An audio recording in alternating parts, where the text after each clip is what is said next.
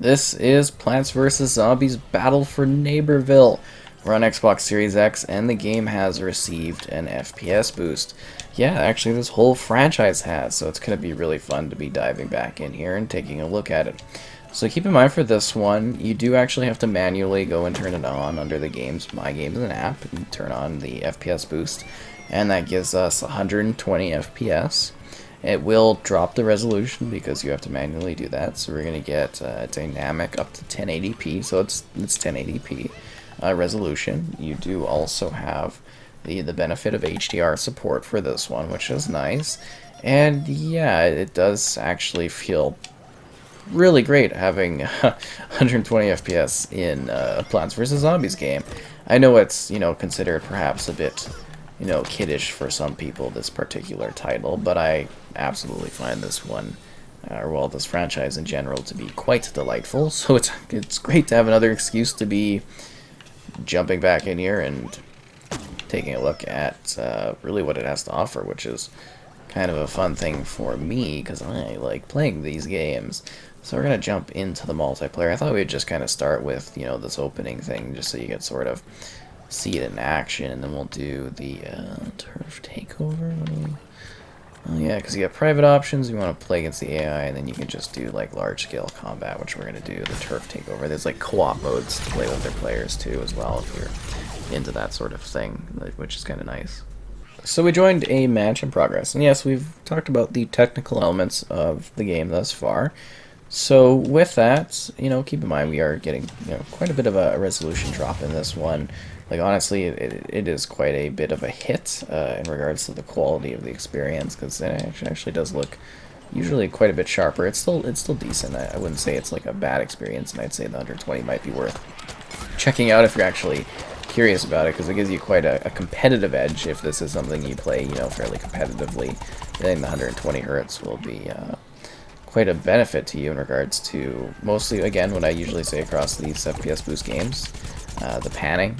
You look around, the accuracy, and just your kind of response time during combat when you're playing, which is kind of nice. And I know it might seem silly to some people if you're looking at this game from like an outside perspective. You don't play it a lot, but PvZ is kind of like Battlefield for kids. I always considered it to be a bit of an indoctrinating of getting kids ready for the Battlefield franchise that they'll play when they're a little bit older, and I think that's sort of interesting, like perspective-wise, to look at this one with.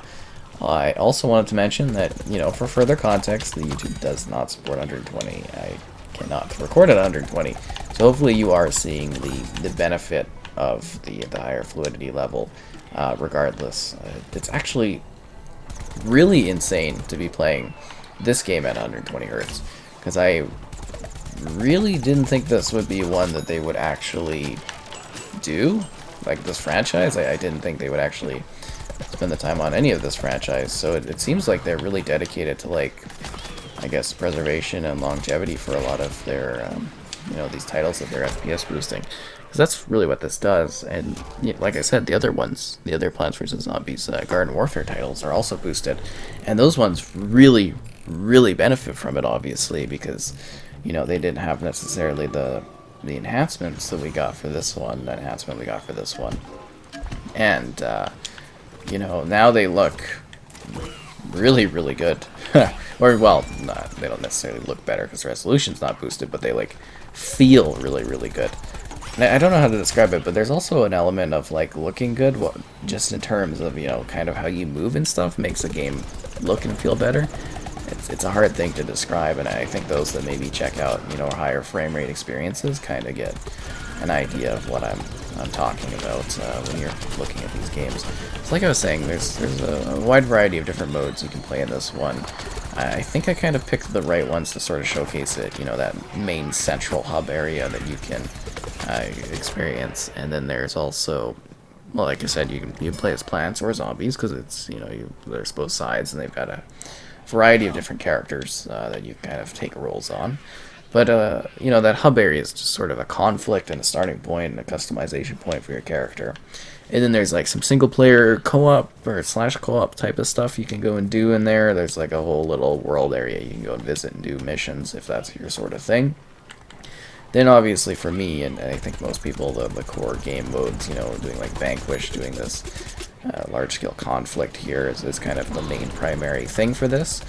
And then on the side of that, you've got like the garden ops, and I don't know if they called the zombie side of that a little bit different, but garden ops is basically like cooperative play where you're surviving waves of enemies using various, plant potter things and stuff like that. It's really, really quite interesting. And like I said earlier, I am going to check out the other Plants vs. Zombies Garden Warfare titles, so you can sort of stay tuned for that if you are, a fan of the franchise. As to say, what is with the sunflower spawn? Oh yeah, okay, it's a bit of a shift in the game. Let's see what happened there.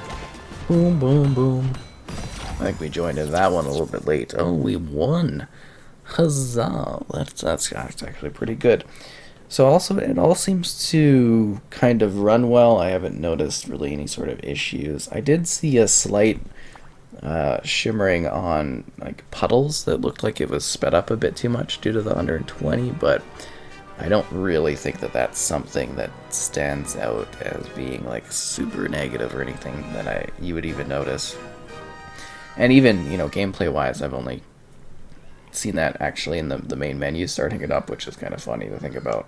Alright, we joined another match so that we could show off more gameplay of this in action, which is always sort of fun. So yeah, very, very objective driven, these modes here, which is kind of nice.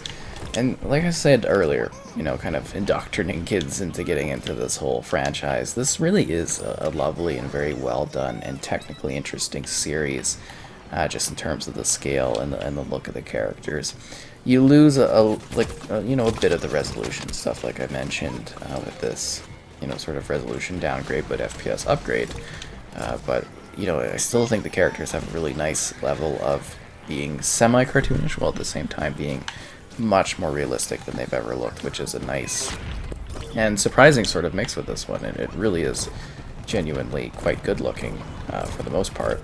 Beautiful maps, large-scale maps, neat creativity with it, lots of surprises that you can enjoy along the way, and many ways to kind of play and enjoy this multiple times if that's something you want to do. So it really is perfect for that younger audience. I think they can spend quite a bit of time playing these games, like all three of them in the franchise. They're all still really stellar. I don't know how many players you're going to find in the other ones. I think Garden Warfare 2 is probably still quite a popular experience because great game.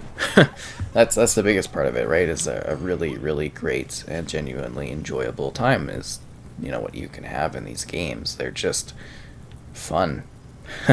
And quirky and silly, like the big shark up there is kind of funny. And now you just get to experience them at like a higher level of frame rate that is almost like overkill to some degree for these, children's based titles, but I find that kind of nice. Oh, he's dead. Oh crap, I'm gonna die here too. And like I always say, it's nice that there's options. So you can keep it at the other, the higher resolution and still have that, 60 there. Or you can drop it down and get the lower resolution but get that higher frame rate. It's completely up to you, and if you want to have it, it's nice that there is that choice. That does feel like, they actually maybe went back and optimized it, but of course, the solution that Microsoft's doing is just, no developer hands-on. I think that's really quite fantastic from a technical sort of standpoint. It's actually really, really cool that this is a possibility and that they even, really spent time doing this title. It gives me hope for them to make maybe some really interesting FPS boost choices down the road, and I hope that again that this is sort of just like the starting of it, really, right? We've already got a great chunk of titles. I'm hoping that maybe this speeds up even faster, or they maybe trickle it out a little bit slower. Would be kind of cool too. So I think the number was like 17 FPS boosted games all just stacked together at once. It's a little overwhelming from my content creation perspective, because I'm trying to show this stuff off as fast as possible, right? Because I know people are quite intrigued by it, as I am as well, playing these games and seeing, you know, what the benefits and stuff are, and if you want to kind of have that, it's a neat choice to be given, and you can see, hopefully, you know, representation of that in action, and kind of be like, well, maybe this is for me, or maybe, you know. I kind of lean more towards, I think, the resolution on this one. It's nice to have the frame rate and stuff, and, you know, my pea shooter accuracy has never been higher, but yeah, I think the other one has a better fine-tuned balance that sort of hits me a little bit better gameplay-wise, but definitely not knocking the 120. If I was playing this in a very serious, like, competitive manner, the 120 is, of course, the way to go, but yeah, it's a little bit more of a casual setup for me.